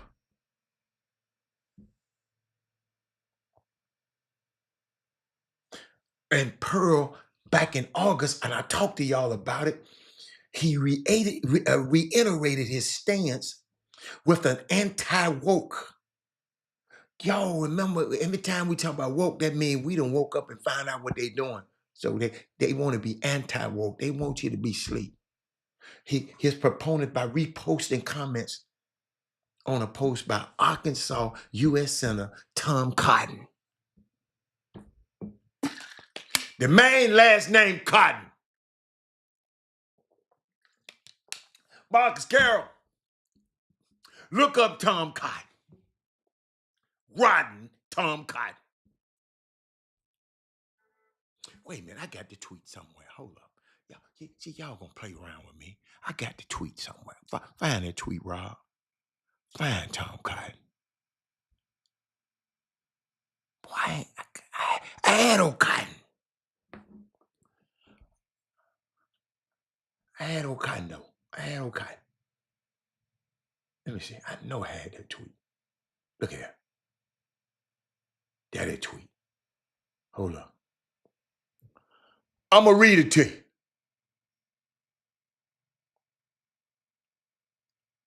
Watch this. This Bruce Pearl. No. Let me. Tom Cotton came out and said, no, I'm going to put it. I like y'all. I like y'all to see stuff. I like y'all to have a vision. Hold on. Wait, let me just put that thing on the screen. I'm just going to run that thing on the screen. I run it back. It's going to pop up there in a minute. That's your homeboy Bruce Pearl now. Okay, hold on. Let's go. I hit it wrong. Hold up, y'all. I'm going to get it right. Tom, I can't let you get away with this, buddy. Let me go up. I want to go about right there. Tom Cotton said Kamala Harris is so extreme, she wants to kick you off your health insurance you get through your job. Like a true San Francisco radical, she wants everyone, even illegal aliens, on the government plan. Flat out lie. And then this dude that's coaching these black players, look what he said. Thank you for pointing this out, Tom Senator Cotton.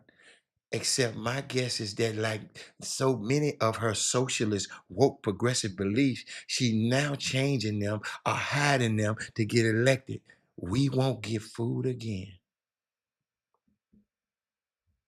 And y'all let your black ass sons go down there and play for this win.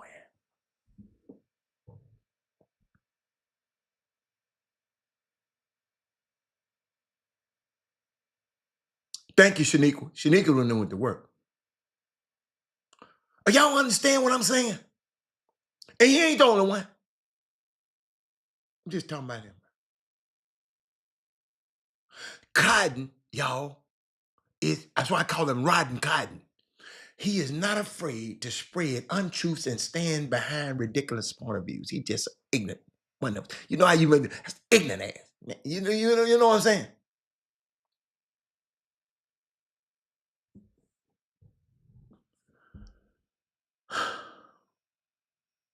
Despite this clickbait headline, this man,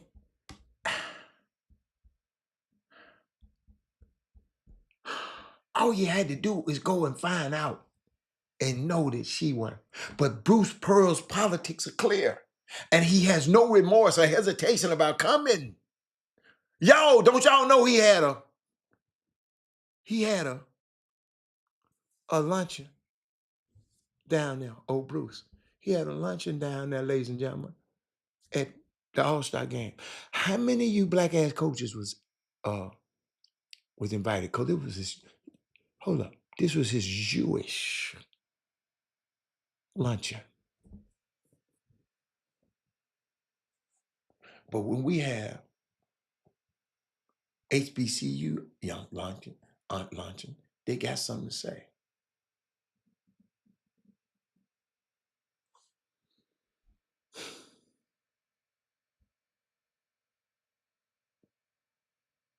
The man is blatantly aligned with that party, Tubbyville.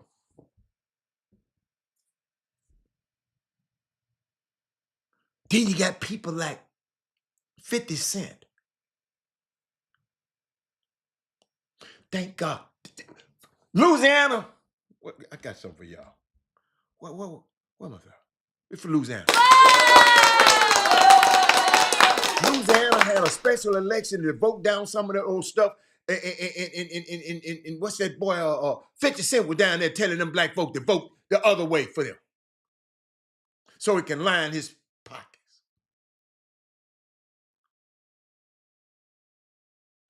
Tommy Tuberville, I told y'all about it. It was a warning to black athletes and their families that they have the right and need to research the coaches that they play for, as much as the coaches research y'all. That include understanding politics.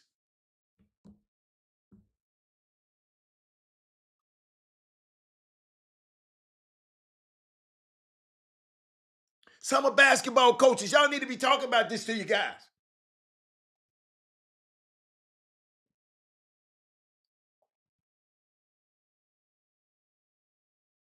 Auburn ain't the only program in the nation.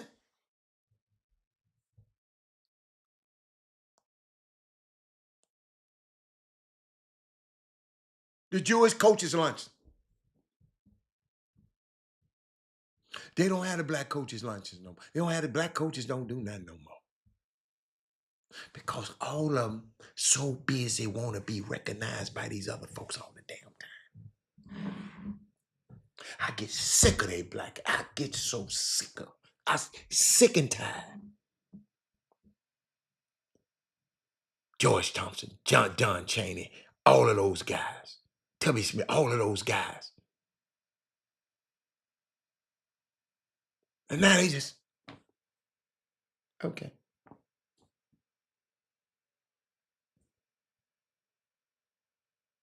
They got all this other stuff out there. Thank God Gary Charles did a thing for in honoring the black coaches. Penny and all of them came to.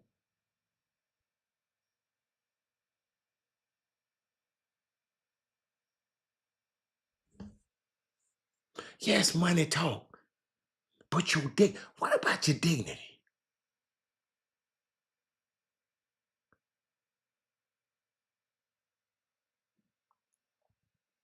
Auburn ain't the only damn team that can give you some money. Santino Louise.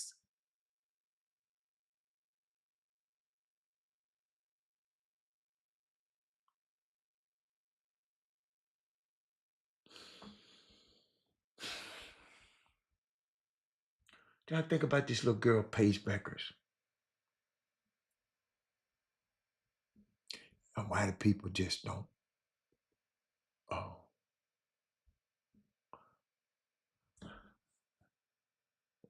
Leonard Hamilton, yes. Yeah, the ABIs. No, they need their black coaches. Like the Jewish coaches' lunches, they need the black coaches' lunches. Be proud about it. But what I've been finding out, y'all, these black coaches, when they get these little old jobs, they isolate themselves from the other black coaches at other schools.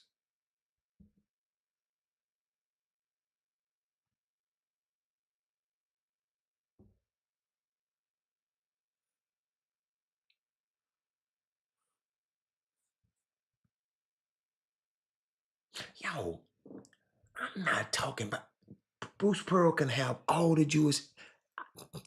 Do your thing, bruh. I'm talking about what?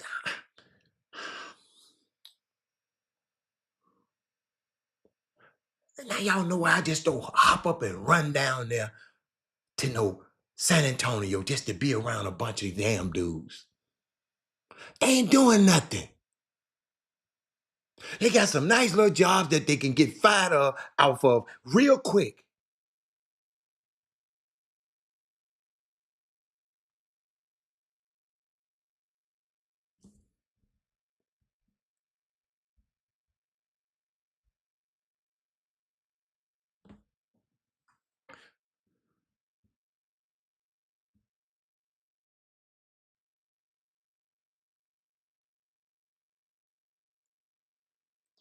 The power is who got the players? We have. Ladies and gentlemen, I had the power when I send my son to help this black coach,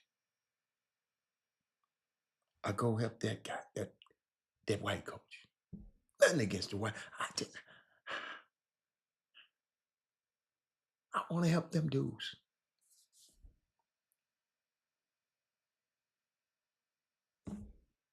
See, even the summer basketball community, y'all don't, what are y'all acts? What are y'all acts for? Robert Hatter sit up here and help y'all and talk to you. And some of the parents saying, Mr. Hatter, thank you. I ain't going to these events. I ain't doing these events. These dudes ain't gonna keep doing me like this. I'm not doing it. I'll drop my son off, but I'm keep going. I'm not giving my money. They said, thank you. What are your acts? You got to stand for our issues.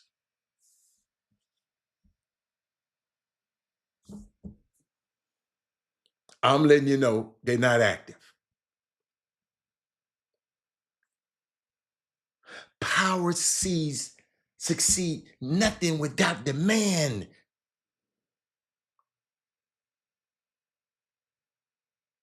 I told y'all the most progressive black mayor of Atlanta was Maynard Jackson. The most progressive black, y'all talking, let them people talk about that dude of Marion Barry up there in DC. And y'all every time y'all laughing about me, man, he was in there smoking crack. But did they tell you? They didn't publicize this. What Robert Allen gonna tell you? He's sitting there in the meeting.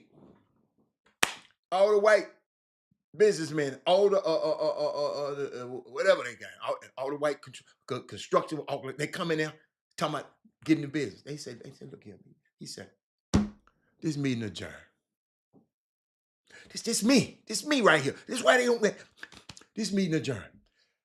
Don't come back in my office unless you got some black folks in there. So you better go find some. Don't come call no meeting talking about y'all finna divvy up all this money and ain't no black person getting done. Get out of my office. That's why they had to send, you knew he was weak. They send that black ass girl in there. It ain't her fault. I mean, yeah, it is her fault. It's both of them fault. And had him in there smoking in a hotel and got him caught all up. And now everybody want to laugh about it. But I know some people who benefited from him letting them in that office. Maynard Jackson, who had it in his mind that no real business would be done without blacks being at the table. I ain't never heard that about this dude here, Sylvester Tom. Rest his soul. I ain't never heard that about him. See, y'all, we can't keep caught up with, okay, he's a black dude, but they got to be doing something. You got a responsibility, black coaches.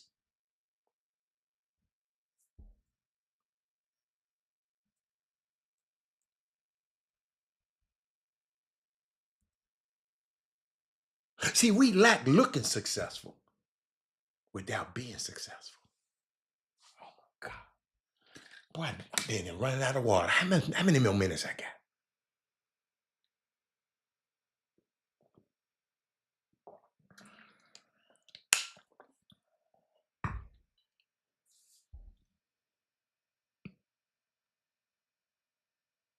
What do we do, ladies and gentlemen? Summer basketball. Our people. What do we do to reposition ourselves on the board and play chess in our checkers? I'm gonna keep asking y'all this because somebody. See, I talk on this show one time other day, and Wanda Bolden sent me something. And I study stuff they send me. When you send me an email, I'm going to thoroughly, and as long as yours is, I'm going to thoroughly look at it, baby. I'm going to get back with you, but I ain't going to play with you. I'm going to see this, what we need to do. This, it. But,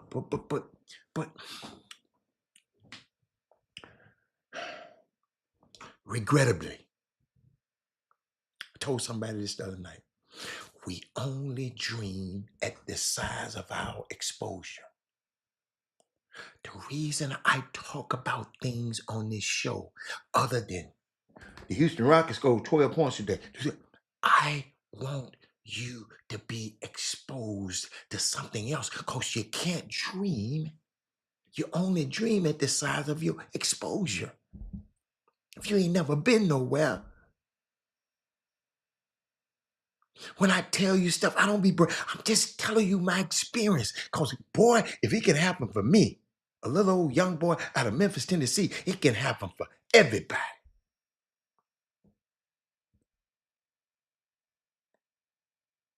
Because what we are exposed to are the only things that we think are reachable.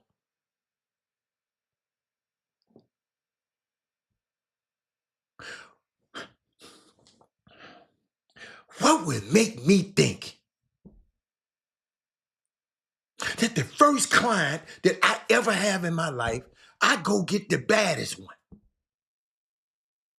Because I dream big.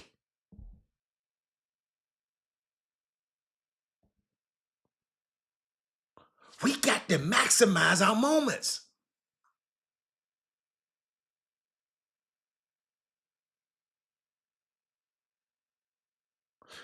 Somebody asked the question. Think somebody, how can people who raised in the same house, fathered and mothered by the same mother and father, Blake Griffin, Michael Jordan, and Larry Jordan, eat the same food, have the same doctrine and the do's and don'ts, and still they have different paths? Hey, Monte, yo, did y'all hear what I just said? Should I repeat that? How can people who are raised in the same house, Michael Jordan, Larry Jordan, Rosalind, fathered and mothered by the same mother and father, eat the same food, have the same doctrine, the same do's and don'ts, and still they have different paths? It's because what happened when they left the house. Michael went to North Carolina. Blake went to the NBA. Brother didn't make it. What they saw, what they were exposed to.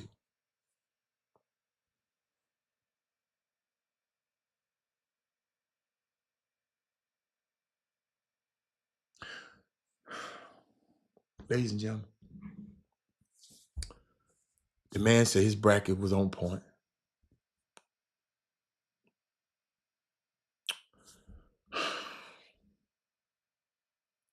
What they were exposed to. Sometimes, you know, people are always talking about generation curses or demonic.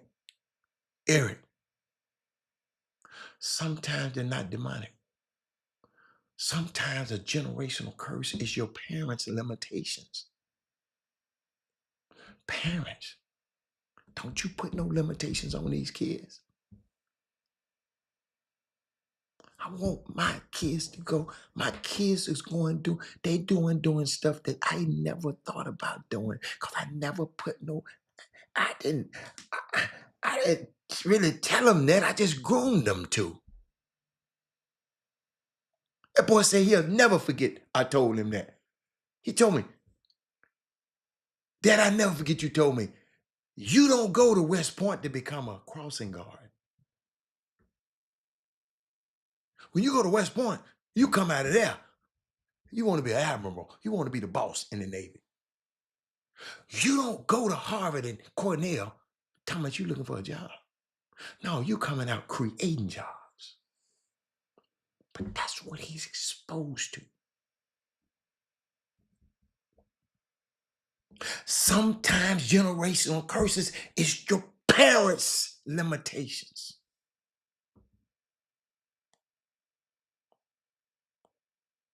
That hits right there. Sometimes you might have to deal with the thing that your father didn't have experience in.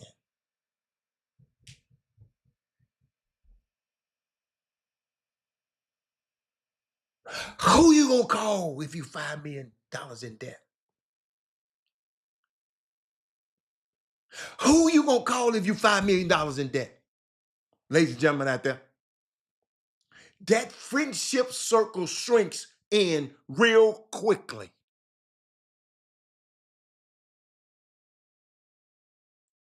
We can laugh and we can talk and watch the game, but when you dealing with different stuff at different oxygen levels, most of the people you grew up will have asthma. They can't breathe up there.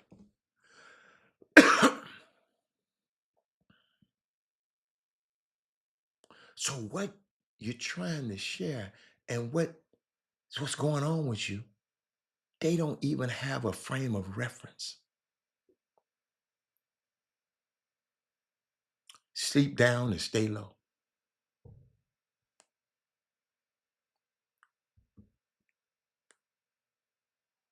Absolutely, one.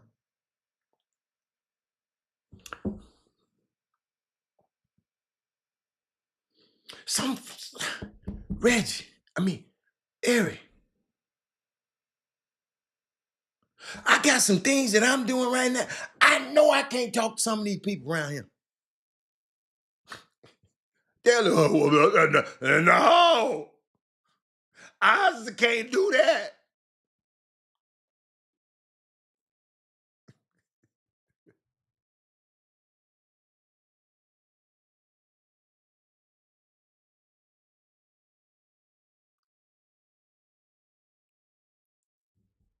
So now you feel bad sometimes, coach. You being a burden. So, because most successful black men have functional depression.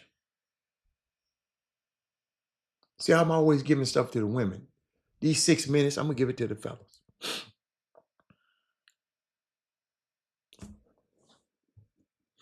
I got to act like it's okay because I don't want to let down people who be jealous to even be in my problem.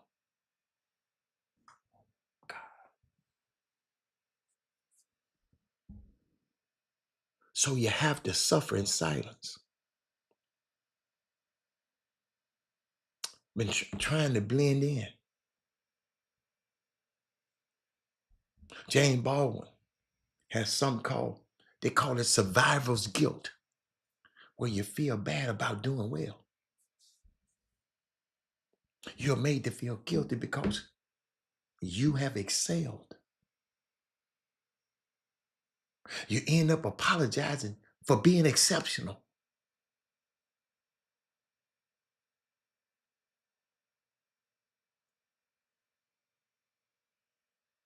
It's only something black men have to deal with. White men never feel bad about doing well. I talk to them.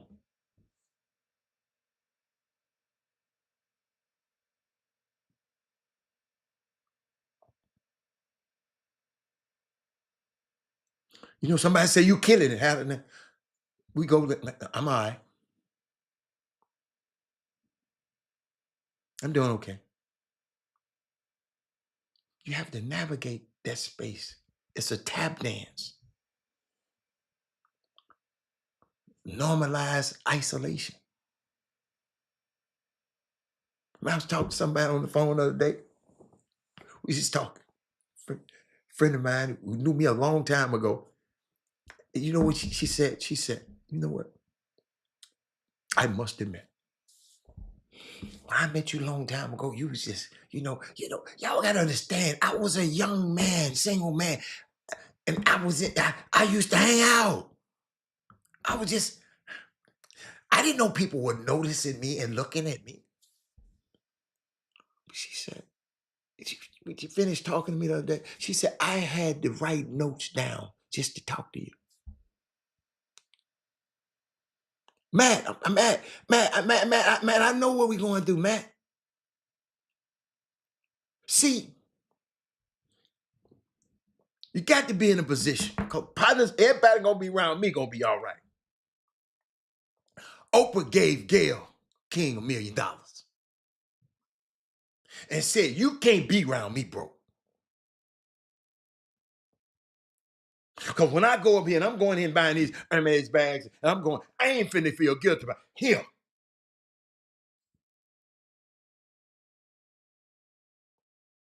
Y'all follow me? Oprah said, here, baby. You my girl. I'm with you. You with me. I'm finna go shopping. I ain't finna be guilty because I'm buying all this stuff. Here, buy what you want.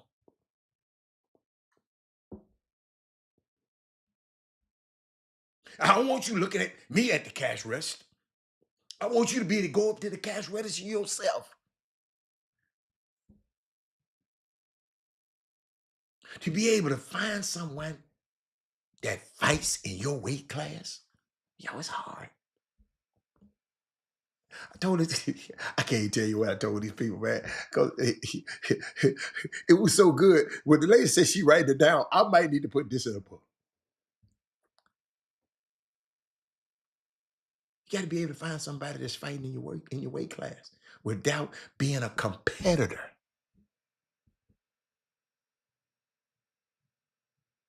That's an investment. When you find authentic people who actually can rejoice without being envious, that's a different kind of peace.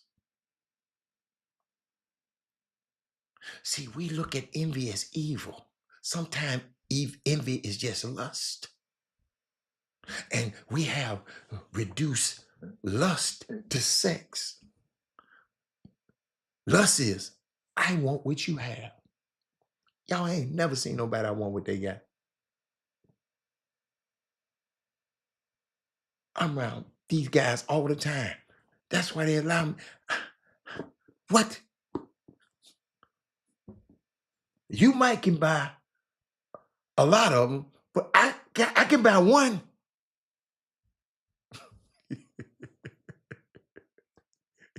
You follow me? I heard a philosopher said, everybody wants your view, but everybody wants your climb. To get that way, to get where I'm at, because I'm on a mountain, they want a helicopter in, but don't understand, Kurt, I've been working to get up here. And don't give a person a ride. It won't push your car when you're out of gas.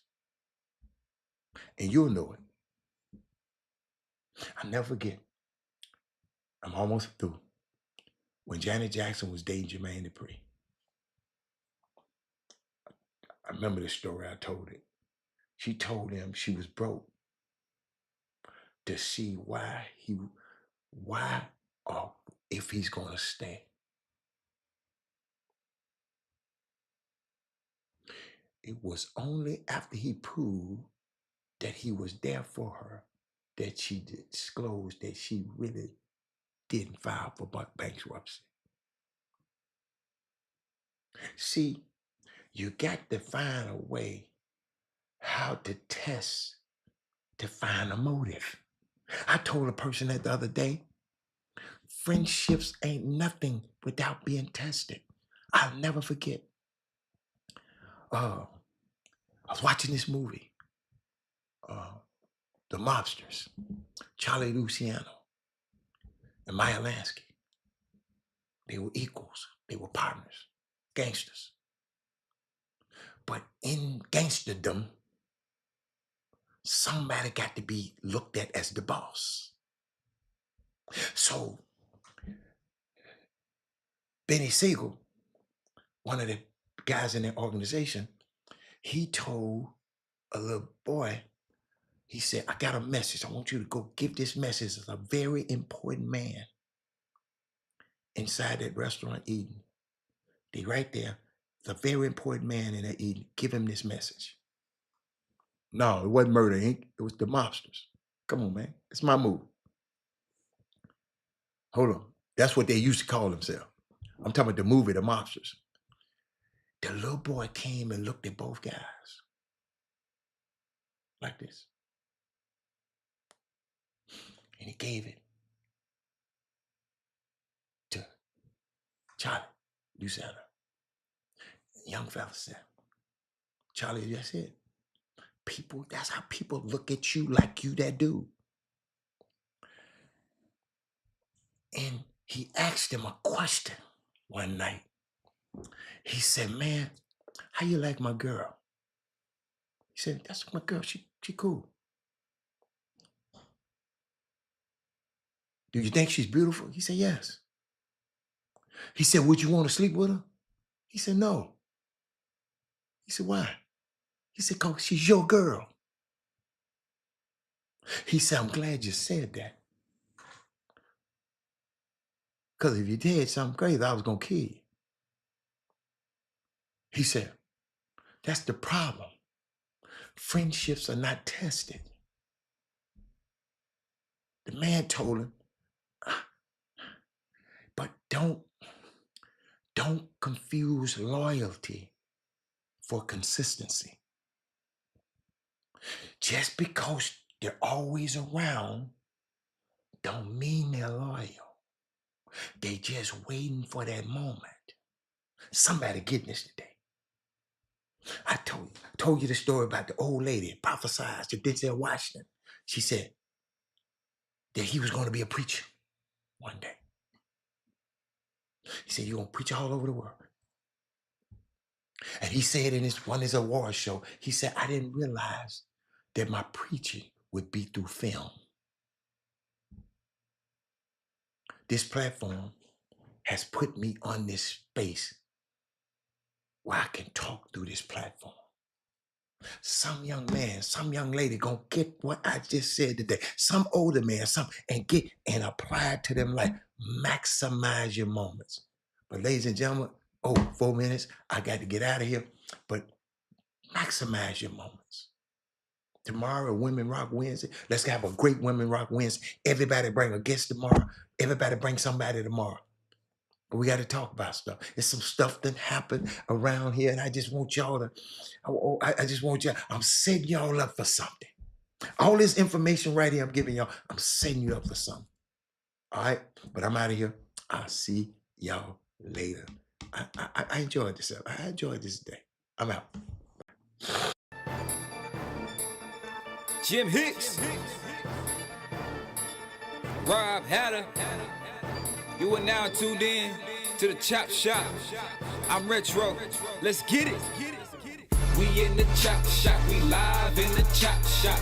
We talking sports talk, we live in the Chop Shop. We in the Chop Shop, I'm talking sports talk. So turn your dials up, it's live in the Chop Shop. We in the Chop Shop, we live.